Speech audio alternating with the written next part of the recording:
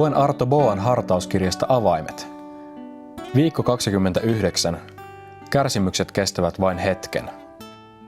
1. Pietarin kirje, 5. luku ja 10. jae. Mutta kaiken armon Jumala, joka on kutsunut teidät iankaikkiseen kirkkautensa Kristuksessa, vähän aikaa kärsittyänne, hän on teidät valmistava, teitä tukeva, vahvistava ja lujittava. Käsityksemme ajasta on usein puutteellinen. Kun ajattelemme Jumalan näkökulmasta elämää täällä maan päällä, se on vain hetkisen kestävä henkäys. Kun taas ajattelemme ikuisuutta, se on jotakin niin suurta ja valtavaa, ettemme pysty sitä käsittämään. Tiedämme, että armon Jumala antaa tämän vähäisen maanpäällisen ajan tuoda elämäämme myös kärsimystä. Mutta meidän tulisi tietää myös se, että hän valmistaa meitä samalla ikuisuutta varten. Profeetiat eivät vielä ole tulleet päätökseensä.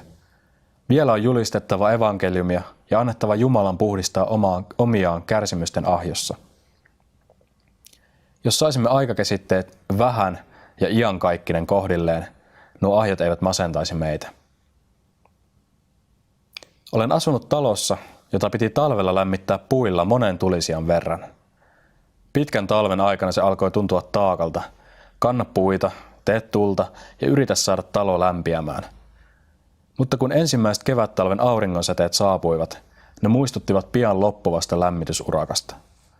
Tämän ahaa-elämyksen jälkeen oli paljon helpompi lämmittää viimeiset tulisijalliset ennen kesän saapumista. Samalla tavoin meidän tulee saada ilmestys siitä, kuinka lyhyt aika meillä on kärsimyksissämme ja miten hengellinen kesä on jo saapumassa. Jos juuri nyt olet kärsimyksissä, jaksa vielä hetki, sillä Raamattu lupaa. Pelastus on nyt meitä lähempänä kuin silloin, kun uskoon tulimme. Meillä ei ole enää kauankaan aikaa varoittaa maailmaa, sillä kohta se joutuu tuomittavaksi. Jeesus rohkaisee meitä näkevään vaivaa työssään.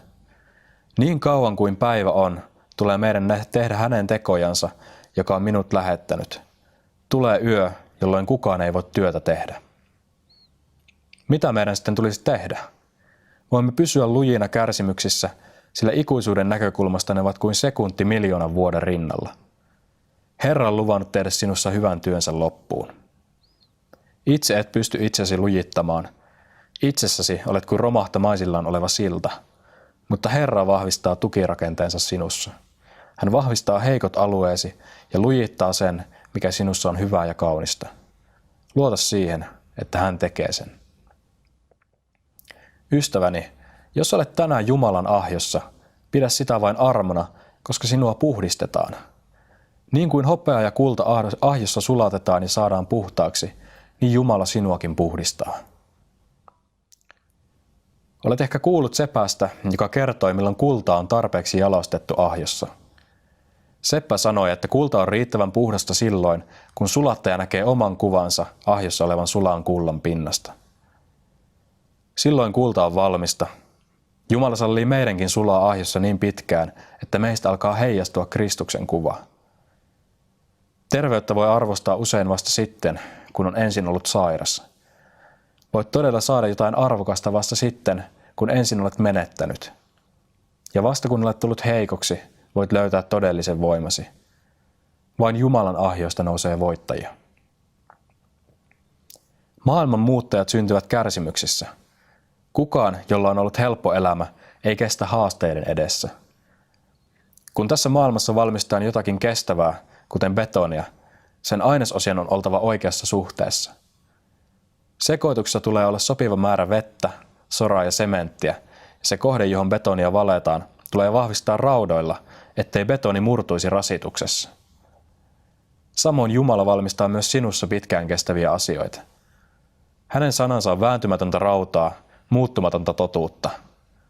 Lujita siksi oma elämäsi Jumalan valmistusprosessissa Raamatun voimallisella sanalla ja anna Jumalan sekoittaa elämäsi ainesosat hänen reseptillään. Mutta miksi asiat eivät tapahdu nopeammin? Armon vuoksi. Jumala antaa armon aikaa. Aikaa tehdä parannus. Aikaa muuttaa ne kipukohdat, joiden hän näkee kaipaavan muutosta. Jumala vie sinua yhä uudelleen samaan pisteeseen ja kipukohtaan, jotta voisit saada siitä täydellisen voiton ja hän voisi lujittaa ja vahvistaa työnsä sinussa. Vain vähän aikaa ja työ on valmis. Jaksa siis vielä hetki.